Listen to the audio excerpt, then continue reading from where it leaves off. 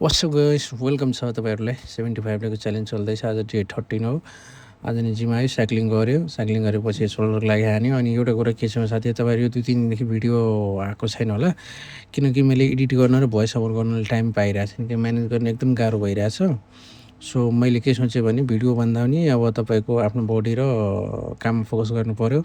So time मिल्छ, manage हुन्छ, free टाइममा मात्रै मैले भिडियोहरू बनाइरहेको छु, भिडियो हाल्छु। अब एक दिन अब रेगुलर हाल्न नभ्याए पनि एक दिन 2 दिन अब जसरी टाइम मिल्छ त्यसरी नै एडिट गरेर, किनकि एडिट गर्नुपर्छ, भोइस ओभर गर्नुपर्छ। अब टाइम एकदम कम हुन्छ क्या, त्यही भएर अलिकति गाह्रो भइरहेछ। तर पनि म म्यानेज गर्दैछु सकेसम्म। अब बिदाको दिनमा तपाईँको भिडियो कलेक्सन गरेर एडिट गरेर रेडी पारेर अनि कन्टिन्यू हाल्ने सोच छ। सो आज नि गऱ्यो, योहरू सबै एक्सर्साइजहरू गऱ्यो।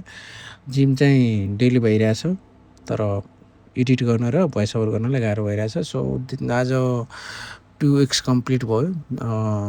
धेरै चेन्ज आएको छ जस्तो लागिरहेछ मेरो बडीमा, मैले फिल गरिरहेको छु होइन। सो यस भिडियो हेरिदिनु होला। Thanks for watch.